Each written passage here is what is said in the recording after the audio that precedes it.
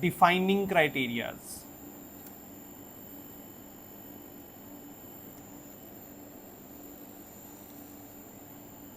IMWG, international myeloma working group defining criterias. Actually क्या है कि माइलोमा की definition, how we will diagnose the myeloma. In the myeloma there are multiple diagnosis. Like I will talk about three main important differentials: monoclonal gammopathy of undetermined significance,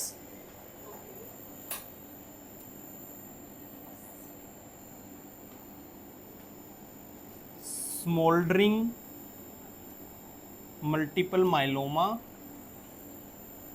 and multiple myeloma.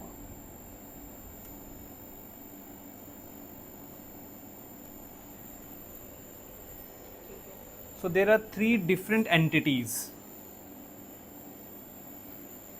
Now the monoclonal gammopathy of undetermined significance, smoldering multiple myeloma, and the multiple myeloma. There are three things. This is just a brief categorization.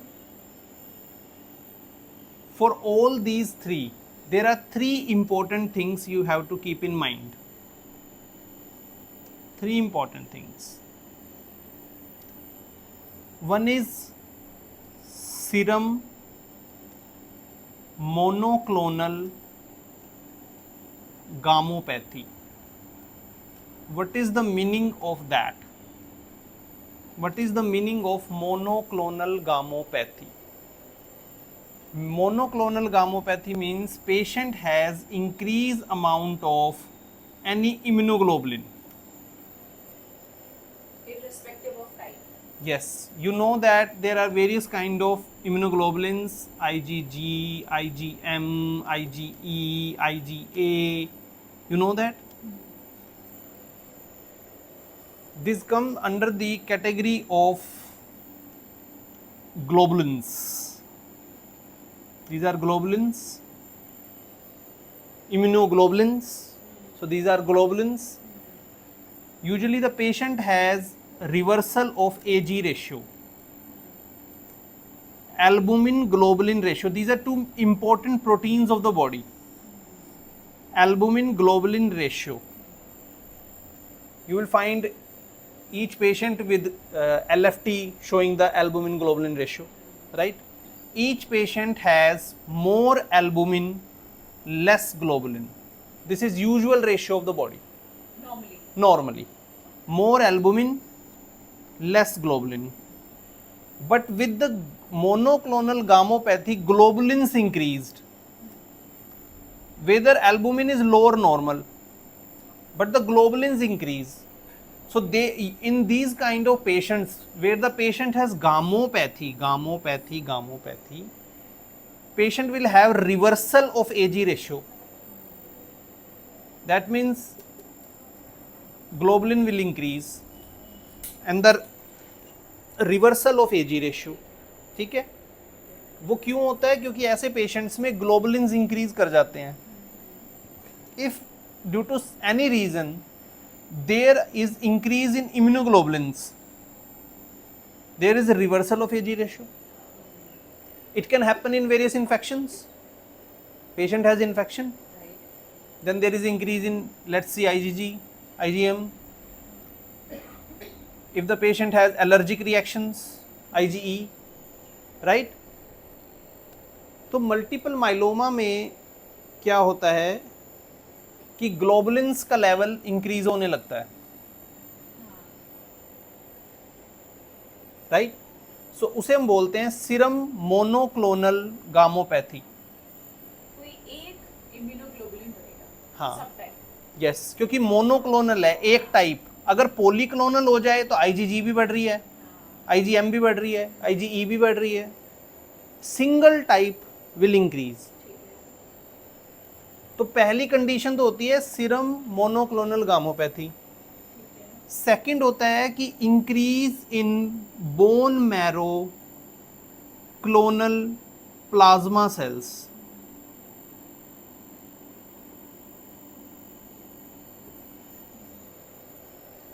क्योंकि multiple myeloma ultimately एक plasma cell डिस्क्रेजिया type है, ठीक है। Third होता है symptoms, clinical symptoms, जैसे कि usually हम एक कोड पढ़ते हैं CRAB, C for calcium, hypercalcaemia, R for renal failure, A for anaemia, B for bonelytic lesions, ठीक है। तो ये 3 कंडीशंस हैं, आपको ये तीनों कंडीशंस इन तीनों टाइप्स में लगानी है। क्या पेशेंट को गामोपैथी है, क्या पेशेंट के क्लोनल प्लाज्मा सेल्स कितने हैं, क्या पेशेंट को सिम्टम्स हैं, ठीक है। तो उससे आप डिफाइन करोगे कि क्या है, आपने पेशेंट में क्या डिटेक्ट किया है।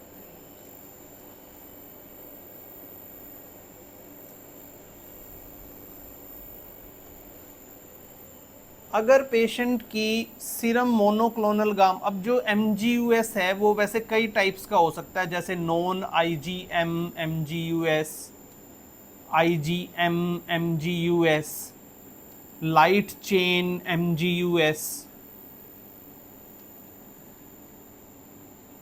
मैं एक चीज बता देता हूँ, ये लाइट चेन क्या होता है। कई बार पढ़ा है ना आपने, light chain disease, patient has light chain disease. What is light chain?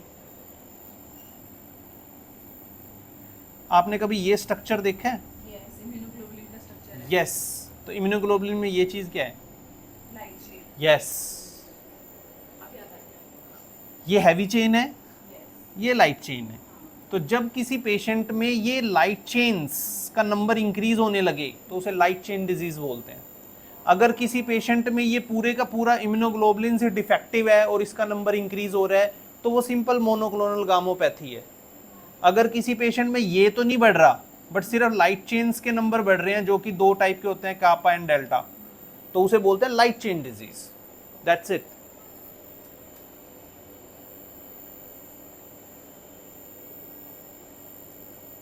तो अगर ये MGUS मान लो बहुत इनिशियल स्टेजेस पे आपने कोई मोनोक्लोनल गामोपैथी को डिटेक्ट किया है, पेशेंट को कोई सिम्टम नहीं है, पेशेंट की bone marrow clonal plasma cells जो है वो 10% से भी कम है, और सीरम मोनोक्लोनल गामोपैथी जो है वो 3 ग्राम पर डेसीलीटर से भी कम है। मतलब although they are increased, you have seen that कि पेशेंट के IgM का लेवल बढ़ रहा है, IgG का लेवल बढ़ रहा है, but it's not up to the mark कि उसे आप मल्टीपल माइलोमा से अटैच कर सको।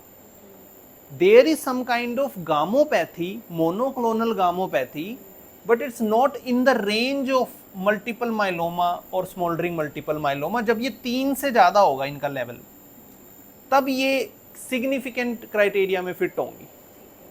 तो इसे हम बोलते हैं मोनोक्लोनल गामोपैथी ऑफ अनडिटरमिन्ड सिग्निफिकेंस। पेशेंट को कोई सिम्टम नहीं है, बढ़ेगा एक ही टाइप का, हाँ, चाहे M बढ़े, G बढ़े, A यस, बढ़े, क्योंकि मैं इसलिए बोल रहा हूं मोनोक्लोनल गामोपैथी नाम में लिखा हुआ है।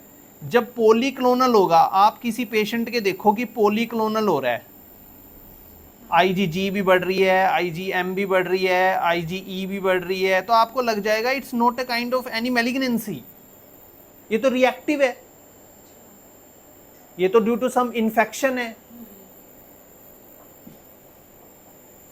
या उसको कोई रीनल डिजीज है, कुछ है।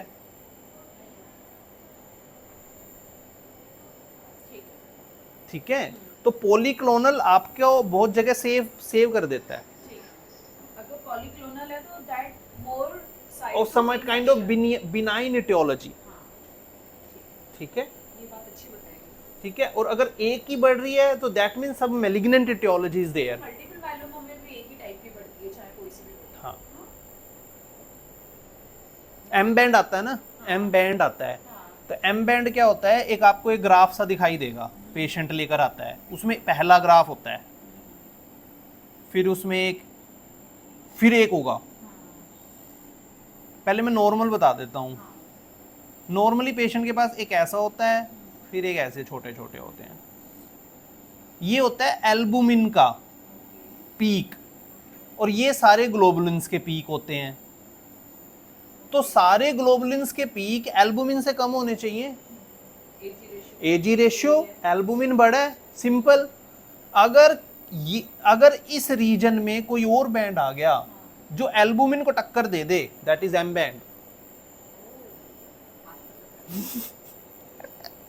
ठीक है, तो ये टक्कर दे रहा है इसको, या तो इसके साइज का हो जाए, इससे भी बड़ा हो सकता है, जितना स्ट्रोंग होगा उतना, या फिर कोई और मेजर पीक हो सकता है जो आपको दिखाई दे, इससे कम हो सकता है बट एक मेजर पीक हो।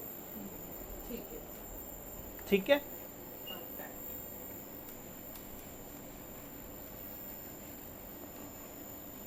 जो हम सीरम इलेक्ट्रोफोरेसिस कराते हैं, हाँ उसमें करवाते हैं ये। वो एम स्पाइक देखने के लिए ही कराते हैं ना? हाँ जी, हम 2 टेस्ट कराते हैं, सीरम इलेक्ट्रोफोरेसिस एंड इम्यूनोफिक्सेशन।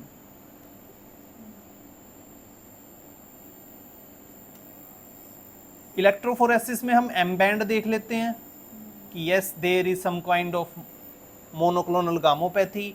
इम्यूनोफिक्सेशन आपको पर्टिकुलर टाइप भी बता देगा आगे फर्दर टाइपिंग के लिए कि कौन से टाइप की वो एम बैंड है, कौन से टाइप की है, फर्दर टाइपिंग के लिए इम्यूनोफिक्सेशन अलग से एडवाइस करना पड़ता है, हमेशा अलग से एडवाइस करना पड़ता है। यस, इम्यूनोफिक्सेशन, इसको ऐसे लिखते हैं, एनसीसीएन में ऐसे लिखा होता है, सीरम इम्यूनोफिक्सेशन इलेक्ट्रोफोरेसिस। ठीक है,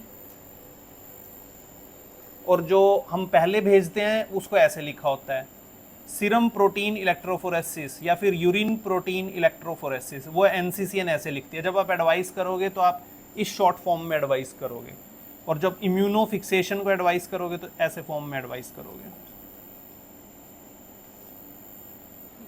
serum immunofixation electrophoresis, yes.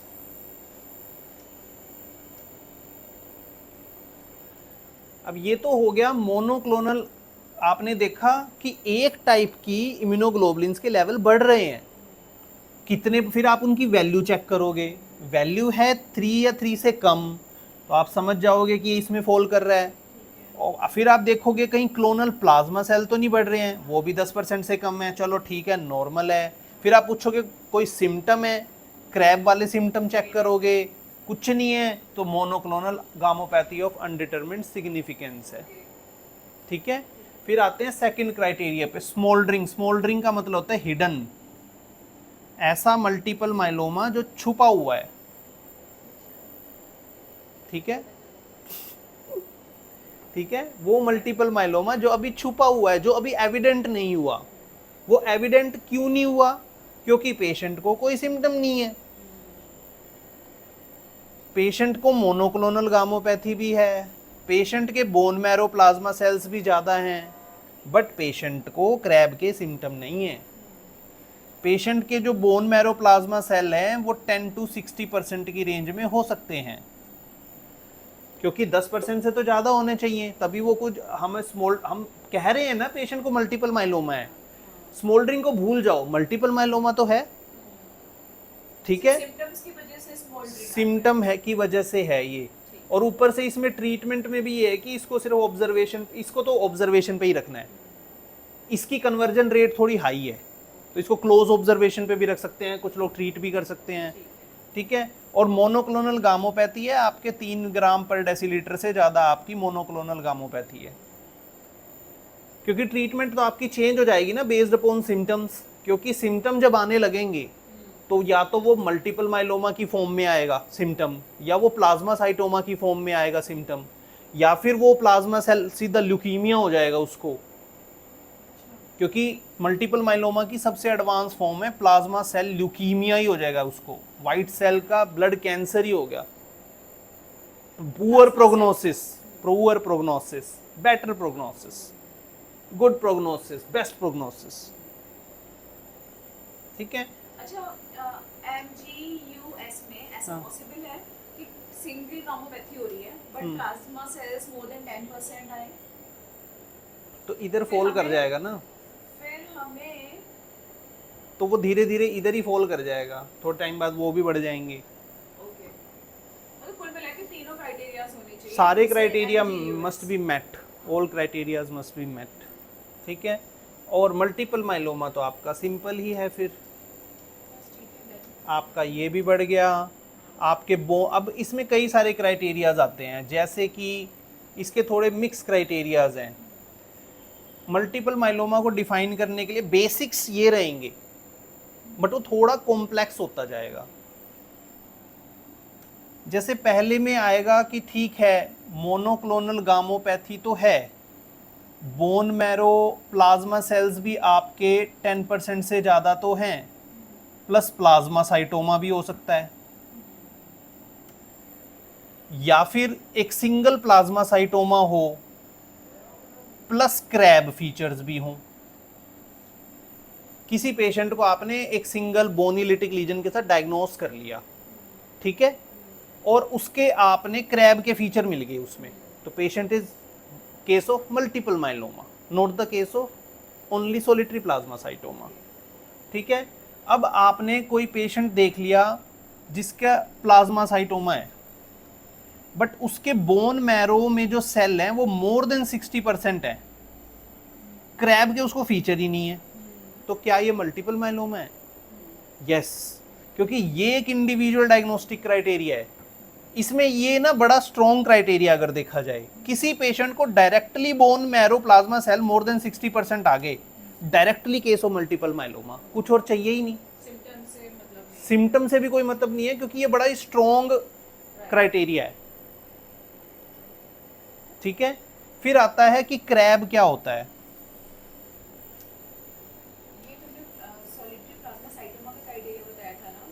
Solitary plasma साइटोमा के क्राइटेरियाज होते हैं कि अगर सिर्फ एक लिटिक लीजन है, सिंगल लिटिक लीजन है, वन, आपने उसका पूरा बॉडी स्कैन कर लिया है यूजिंग सीटी और एमआरआई, उसमें कोई भी आपको लीजन नहीं मिला है, बोन मैरो में प्लाज्मा सेल्स जो हैं वो 10% से भी कम हैं, उसको कोई और क्रैब वाले कोई सिम्टम नहीं है, तब आ जाके आप बोलोगे सोलिटरी प्लाज्मा साइटोमा है।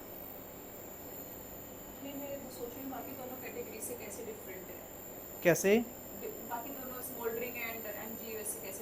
डिफरेंट? ऐसे है कि आपने उसकी बायोप्सी ली है, इसमें आपने कौन सी बायोप्सी ली? जैसे इसमें पेरिफ्री में आए ना प्लाज्मा, पेरिफ्री में क्लोनल प्लाज्मा सेल्स है ना, प्लाज्मा साइटोमा में एक मास था, आपने उसकी बायोप्सी ले ली, उसमें प्लाज्मा साइटोमा आ गया, that is solitary plasmacytoma, simple. उसमें कोई गामोपैथी भी नहीं आई, कोई लिटिक लीजन नहीं, कोई क्लोनल प्लाज्मा सेल का लेना देना नहीं, एक सिंगल लीजन था बस।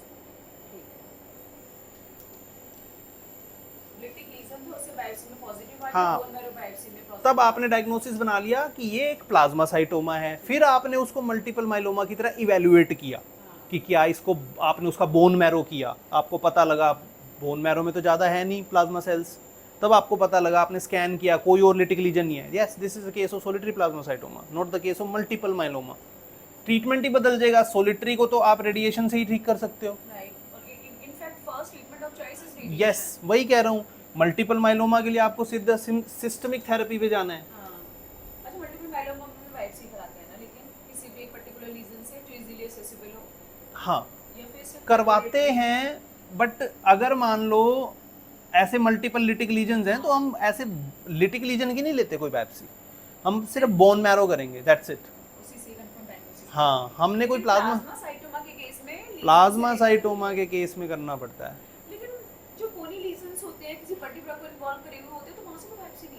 लेते हैं क्योंकि प्लाज्मा साइटोमा एक, यस बायोप्सी लेते हैं सोलिटरी प्लाज्मा साइटोमा की, यस सोलिटरी प्लाज्मा साइटोमा के लिए मैंडेटरी है, और वहाँ बोन की जगह एक lytic lesion with some plasma cell का एक मास होगा, सॉफ्ट टिश्यू कंपोनेंट भी होगा ना उसका, वो कोई बोनी लीजन थोड़ी होगा। हाँ यस, तो वो इसीलिए होते हैं और उनकी बायोप्सी लेना फिर इजी है। तो मैं बता रहा था CRAB, hypercalcaemia, renal failure,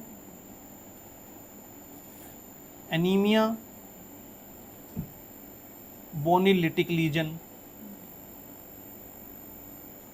anaemia उसका HB 10 से कम हो, रीनल फेलियर क्रिएट 2 से ज़्यादा हो या क्रेटिन क्लियरेंस 40 से कम हो, जिसे जीएफआर भी बोलते हैं, ठीक है। कैल्शियम उसका 10 से ज़्यादा हो या उसका जो अपर लिमिट नॉर्मल है उससे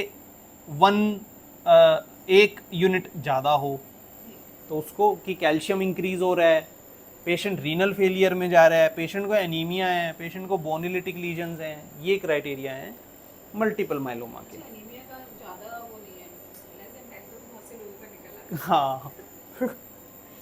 तो बट इसमें ये आपको कंसर्न आएगा ना, मेल पेशेंट आएगा आपको एनीमिया के साथ। नहीं, इसमें ये जरूरी है कि चारों के चारों प्रेजेंट होने चाहिए? नहीं नहीं, क्रैब में चारों नहीं होते हैं। क्रैब क्लिनिकल फीचर है, उसमें से कोई प्रेजेंट हो, एक दो शायद 2 का क्राइटेरिया है शायद। जनरली तो मिल ही जाते हैं 2-3 तो। हाँ, ठीक है, तो ये है मेन बहुत बढ़िया। बस इतना ही पढ़ा देते हैं। हाँ, बहुत अच्छे।